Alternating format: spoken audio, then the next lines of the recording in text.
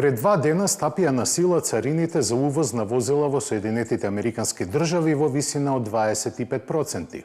Овој потег на председателот Трамп ќе воведе редефинирање на светската автомобилска мапа, особено ќе се одрази не само на цените на возилата на глобално ниво, туку и на ланецот на снабдување со автомобилски компоненти. Аргументите на Трамп, гледани низ американска призма, се на место. Со поскапувањето на возилата од увоз ќе даде шанса за зголемување на продажбата на возилата Made in America. Тој стави дополнителна брана и за земјите што купуваат нафта од Венецуела, додавајќи уште дополнителни 25% давачки за нив. Ако читате меѓу редови, тоа најмногу се однесува на Кина.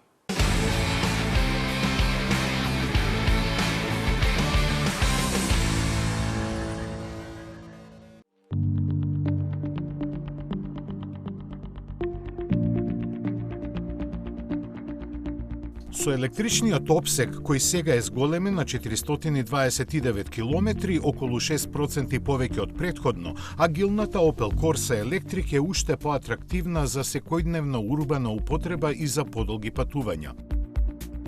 Зголемувањето на опсегот беше овозможено со континуираниот развој на батеријата со никел магнан кобалт со капацитет од 51 киловат-час.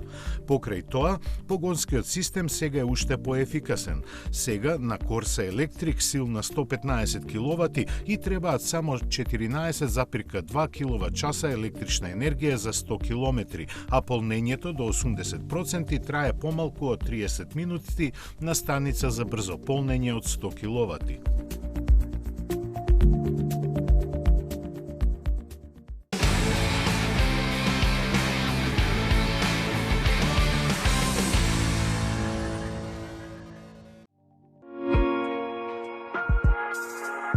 Европската институција за еколошко оценување на возилата Green NCAP ги прогласи 5 електрични автомобили меѓу вкупно тестираните 18 минатата година кои најмалку загадуваат.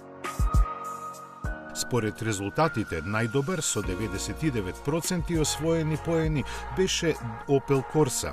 По 1% помалку имаат Hyundai Kona, BYD Delfin и Tesla Model 3, а Jeep Avenger освои 97% од максималните поени. Green NCAP ги базира своите оценувања во текот на целокупниот животен век на возилото, од неговото производство па се до носењето на отпад и рециклирањето. Како заклучок се наведува дека најдобри еколошки својства покажуваат помалите електрични возила со релативно компактни батерии. Најголемо негативно влијание пак покрај ефикасноста на погонскиот склоп имаат тежината на возилата и начинот на полнење.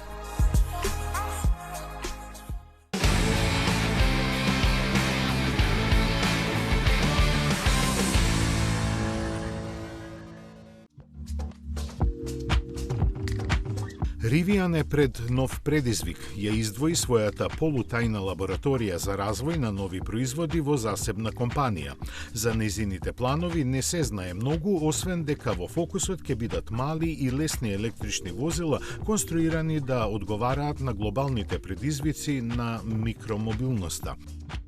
Затоа пак добро се познати дамнешните желби Rivian да се вклучи во производство на електрични велосипеди и скутери кои сега со партнерството со Volkswagen можеби и имаат добиено нови димензии. Мистериите околу компанијата наречена Also ќе бидат разјаснети идната година за кога се очекуваат првите нејзини производи. За финансирањето на нивниот развој веќе се обезбедени $105 милиони од страна на приватни инвеститорски фондови.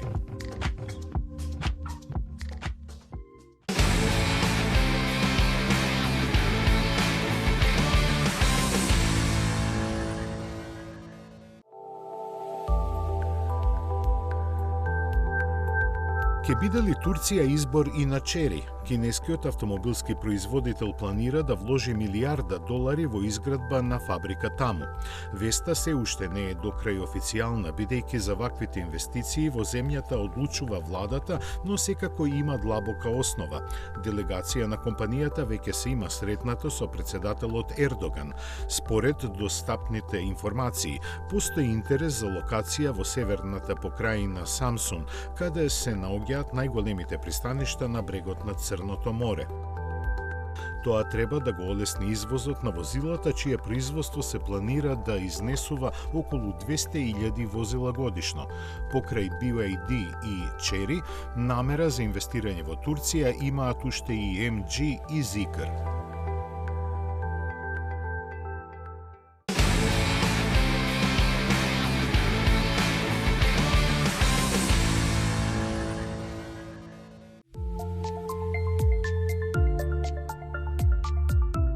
MG ја прошири европската понуда со уште еден нов модел, означен како S5 EV. Овој кросовер ја дели платформата со MG4 и ќе ја замени електричната верзија на ZS, кој во својата втора генерација, представена минатото лето, е достапен само како хибрид.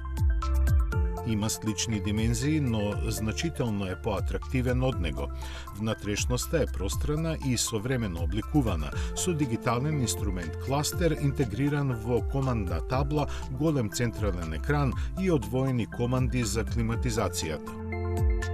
Во основната верзија електромоторот сместен назад има 170 конски сили, а батериите се доволни за скромни 340 км.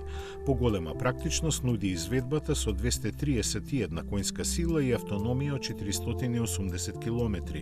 Цените во Велика Британија се поставени на почетни 28.500 фунти, а продажбата во другите европски земји ќе започне за некој месец.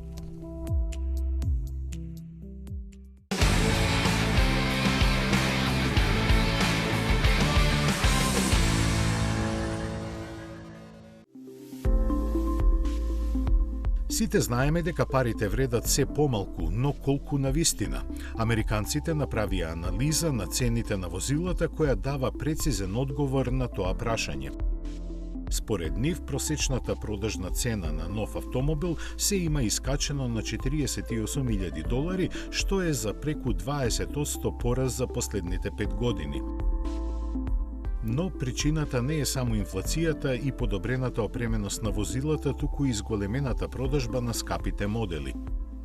Податоците велат дека за истиот период продажбата на возила поскапи од $100.000 во Соединетите Американски држави има пораснато за неверојатни 333%. Лидер според испораките во шестцифрениот клуб е Range Rover, а веднаш зад него е Porsche. На спротивниот крај пак на ценовната спирала со најниска просечна продажна цена на нов автомобил се наоѓаат Mitsubishi и Nissan.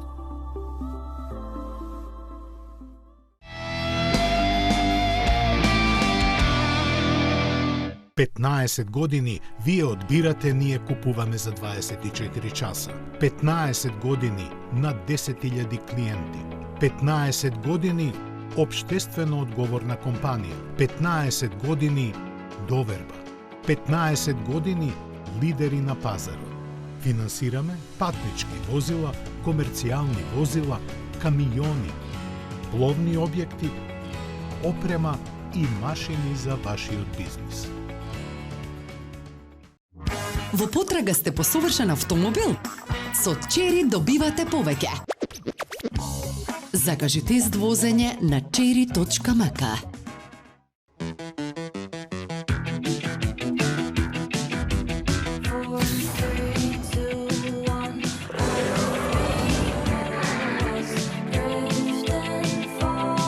Новиот Peugeot 5008.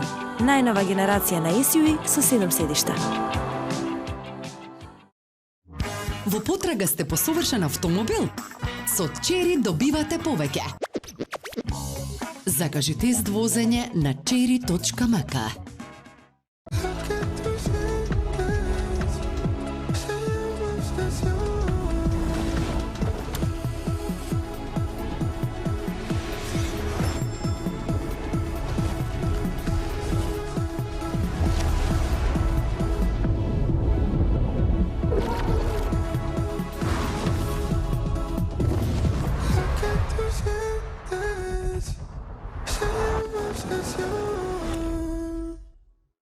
Ако го наречеш возилото Grandland, го правиш да биде Grand. Дизајнираш електрично лого со супер долг опсек на батеријата и 50.000 интелигентни LED компоненти. Секако дека е новиот Opel Grandland. Go Grand!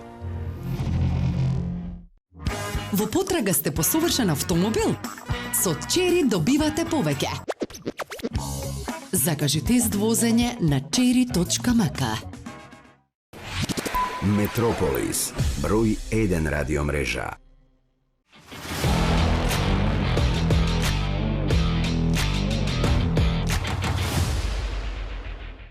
Според непишаните правила, прво се лансираа седаните, па потоа нивните каравански верзии.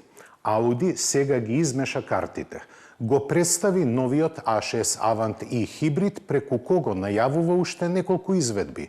Тоа секако дека ќе биде еквивалентниот седан, а се очекуваат низата да ја продолжат изведбите A6 Allroad и RS6. Европска премиера доживеа електричниот Smart број 5.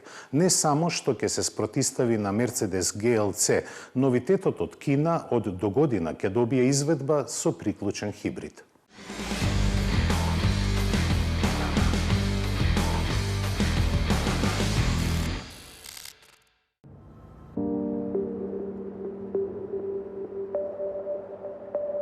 Ауди покажува дека со динамичен и елегантен дизајн ерата на караваните се враќа на голема врата.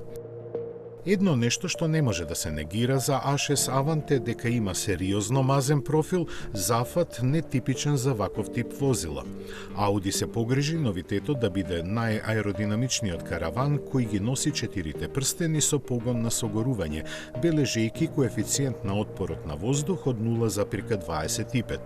Со вкупна должина од 4990 мм, тој е за 60 мм подолго од неговиот претходник. На представувањето Ауди вети дека патниците ќе се чувствуваат како во прва класа, тврдејќи дека A6 Avant нуди патување како во ниту едно друго возило во својата класа.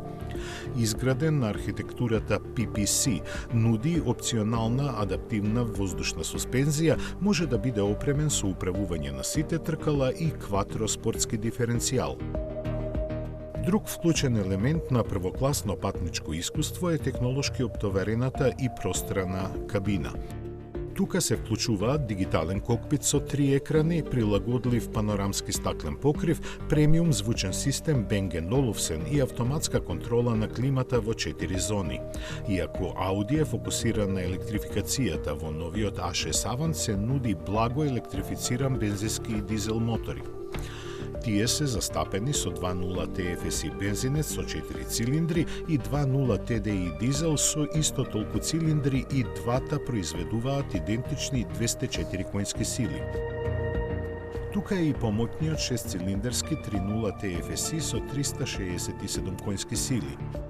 Сите се впрегнати со системот Mild Hybrid Electric Vehicle Plus, опремен со батерија од 48 волти, стартер со ремен алтернатор и електричен мотор генератор.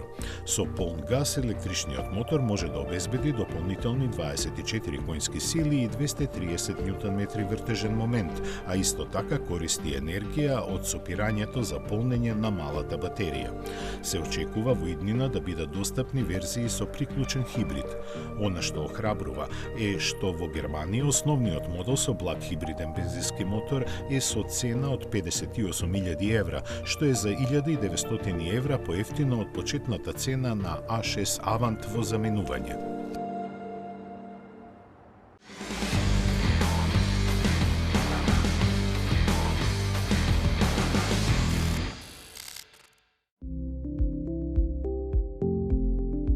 Далеку надминувајќи ги сваќањата кои не ги имаме за возилата од марката Smart, најновиот нивни модел, означен како број 5, конечно е лансиран во Европа. За некој од компанијата ќе кажат дека како најпросторен и технолошки напреден досега ќе го редефинира својот сегмент. Нема да му биде лесно, бидејќи со својата должина од 4,7 метри треба директно да ги напаѓа конкурентите како што е Mercedes GLC. Може би во иднина во тоа ќе му помага понудената проширена и со плагин хибридна погонска група, но засега целиот товар ќе го носи електричната архитектура која работи на 800 волти. Батериски пакети ги има два, од кои поголемиот ветува автономија од 590 км, додека максималните 400 киловати сила на полнење ќе обезбедат 80% од капацитетите за само 18 минути.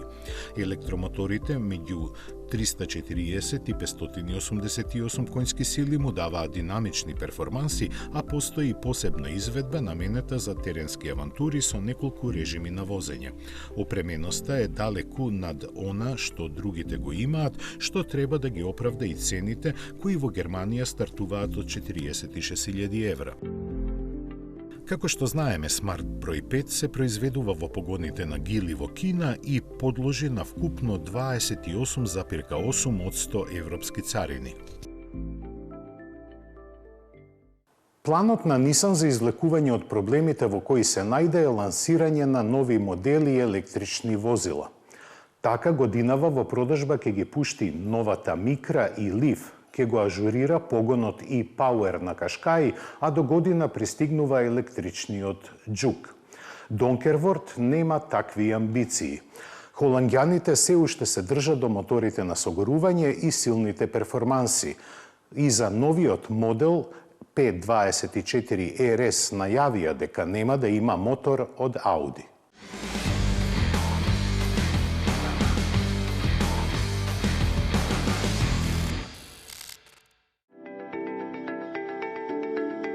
Малосерискиот производител на автомобили со високи перформанси по 25 години нема веќе да користи мотори од Audi. Тоа е најшокантната вест во врска со најавениот P24 RS, кој ќе биде многу лесен и би требало да го надмине актуелниот P22 Final 5 со 492 конски сили. Следниот суперавтомобил ќе се префрли на друг добавувач на мотори. Според Денис Donkervoort, P24 RS ќе биде целосно нова инновација и целосно нов развој. Малиот производител ќе продолжи со својата посветеност на методите на лесна конструкција со својот следен модел. Последната едиција на F22 тежеше само 716 килограми, обезбедувајќи сооднос моќност тежина од 698 конски сили на тон. Тоа беше доволно за спринт до стотка за само 2,5 секунди и максимална брзина од 290 км на час. Обсесијата со мала тежина ќе се примени и во P24 RS, за кого се ветуваат уште подобри перформанси.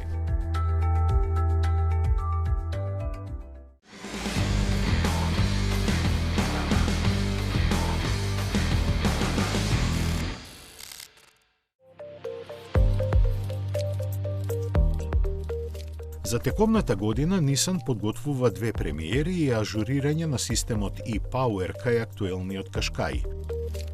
Најголема новост е враќањето во игра на Micra, овој пат како батериско електрично возило со привлечна мешавина на смел стил и едноставност во компактно пакување.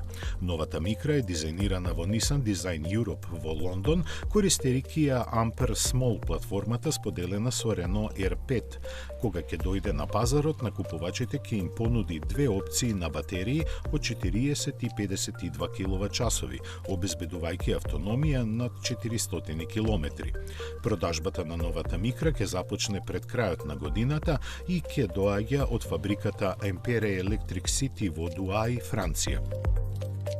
Пријатно изненадување е најавата на третата генерација на Leaf електрично возило, која исто така ќе биде лансирана во Европа во 2025 година. Развиена на CMF EV платформата на Nissan, архитектура која ја дели со неговиот поголем брат Ariya, па логично е што Leaf станува кросовер. Следејќи го јапонскиот принцип кајзен, континуирано подобрување, промените во e-Power системот ќе донесат смалување на неговите емисии, ефикасност и префинетост, приближувајќи го искуството на возење уште поблиску до она на целосно електрично возило. Речиси 250.000 возила опремени со e-Power се продадени во Европа од неговото воведување во 2022 година. Nissan за идната година ја најави третата генерација Juke, исто така како батериско електрично возило, базиран на концепт автомобилот Hyperpunk, кој беше представен во октомври 2023 година на сајмот за мобилноста во Јапонија.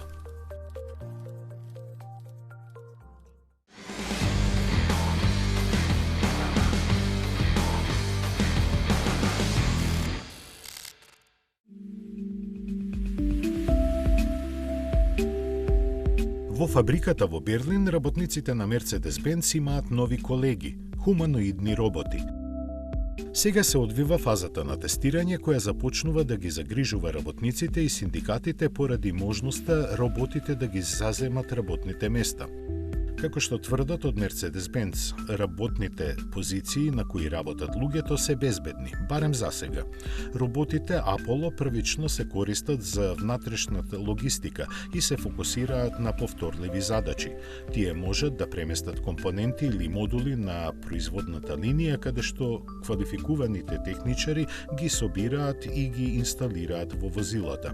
Тие исто така може да се користат за спроведување на првични проверки на квалитетот на деловите. Она што е интересно е дека вработените во Mercedes-Benz не стојат само наоколу гледајќи како работите ја вршат целата работа, бидејќи тие се вклучени во обуката на хуманоидните роботи преку телеоперација и проширена реалност. Овој процес им овозможува на роботите да научат да работат автономно, намалувајќи ја потребата за постојан надзор. Сепак, роботите бараат само надополнување, не бараат одмор, пауза, бонуси и немаат здравствени проблеми, па загриженоста за работните места е оправдана.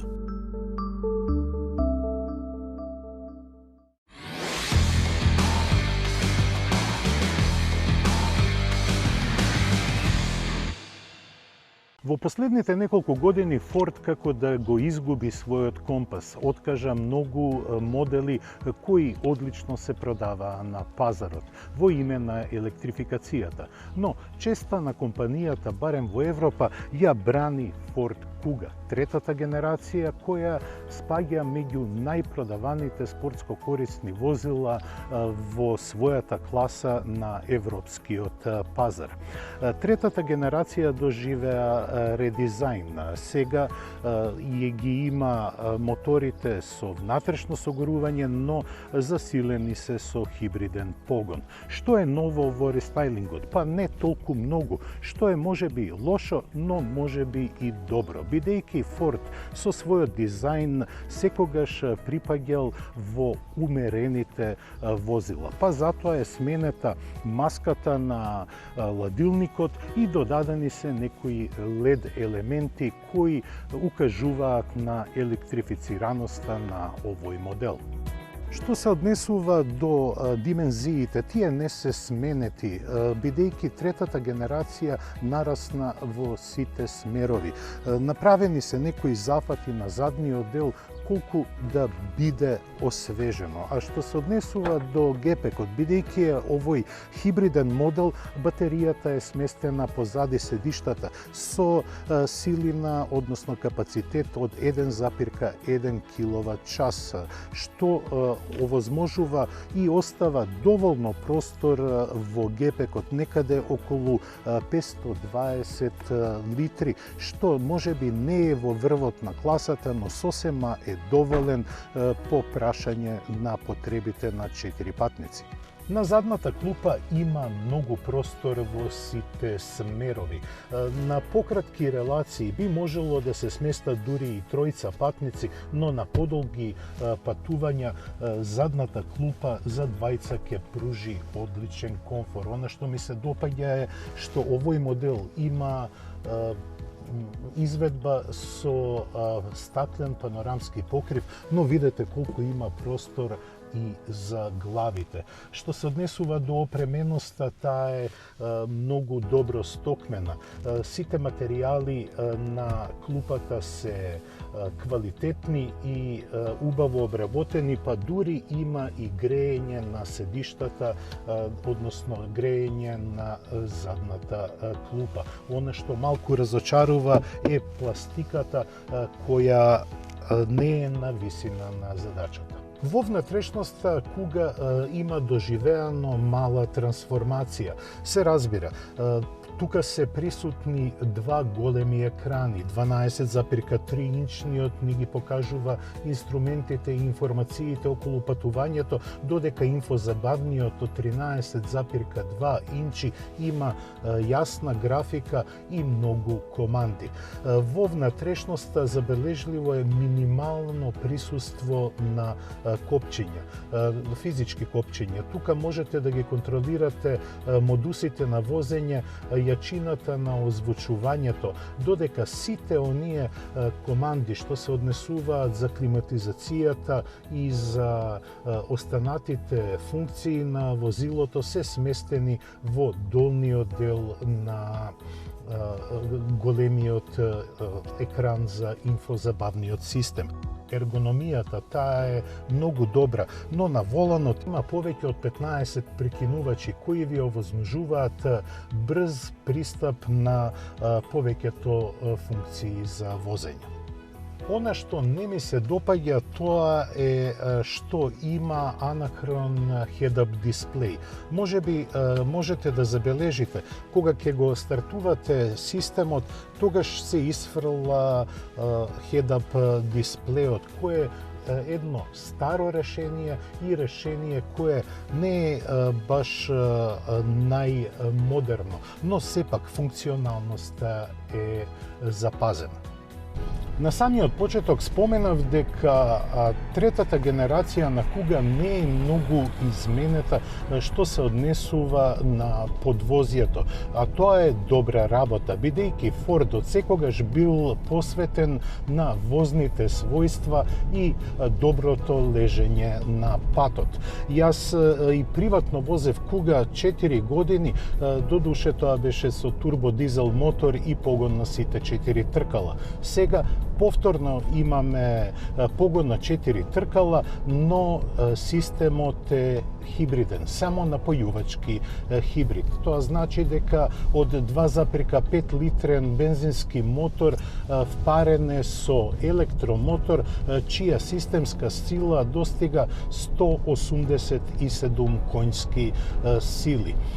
Погонот на 4 тркала одлично функционира, како и управувањето. Она што секогаш кај Форд ми се допаѓало, тоа е ергономијата. Не само положбата на телото, туку и чувството кое го добива возачот при возењето.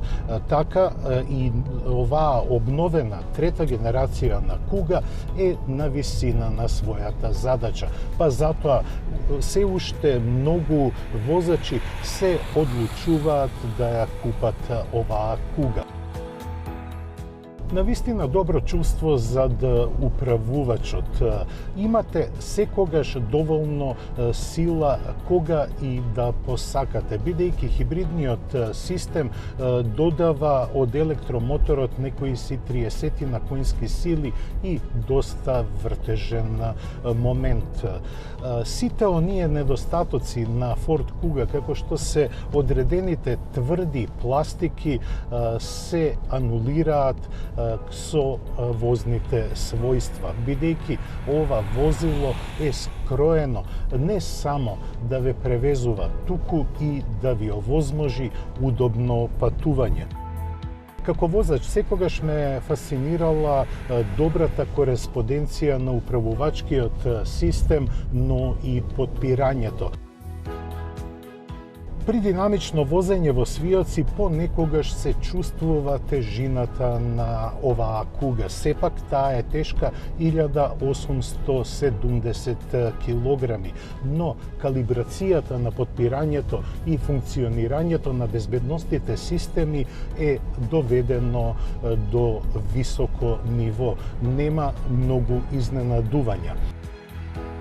Нивото на опременост е актив, но сепак е надоградено со многу удобства, како што е електрично подесување на седиштата, секако грејење на седиштата и на воланот, па и на поладно време, како што е денеска, се чувствувате удобно, пријатно и добре дојдено во внатрешноста на Куга. Иако има 187 коњски сили, Куга не е спринтер, но сепак спринтот од 0 до 100 км на час го совладува за солидни 8,7 секунди. Тоа можеби не е податок кој ќе ве воодушеви, но никако нема да ве посрамоти. Хибридниот погон е стокмен да биде економичен. Во моето возење забележав просечна потрошувачка од 6,9 литри на изминати 100 километри. Кога ќе се земе во предвид дека сепак испод хубата имате и 4-цилиндарски 2,5 литарски мотор, тогаш сваќате дека овој хибриден погон е одлично стокмен во име не само на многу добрите перформанси, туку и на одличната економичност. Секако дека све има своја цена. Во палетата на Куга електрифицирани има 3 погони. Едниот е со благ хибрид, вториот е овој што го возам со само напојувачки хибрид, но во понудата е и приклучен хибрид кој има 250 коњски сили. Цената на средно позиционираната по моторизација изведба со самонапојувачки хибрид изнесува 49.500 евра. Цена која можеби не е премногу висока, но е оправдана со извонредно богатата опременост, одличните возни својства и високата економичност. Куга веќе не спаѓа меѓу оние најприфатливи спортско корисни возила што се однесува до цената, но сепак нуди многу за парите. Она што ми се допадна исто при возењето се седиштата. Тие се од типот AGR, што значи дека се извонредно приспособени на рбетот и на кичмата на патниците, што дава чувство на удобност, но и на подолго патување не ја чувствувате типичната замореност од долги патувања. Би била вистинска штета доколку Форд одлучи Куга да ја повлече од својот репертоар. Се разбира, тоа нема да биде во следните години. Оваков тип возила е добредојден за сите возачи, и оние што ги сакаат традиционалните вредности, но и оние кои се посветени на електрификацијата. Тоа беше се што подготвивме за денешното издание на Автомагазин. Се гледаме за 7 дена. До гледање.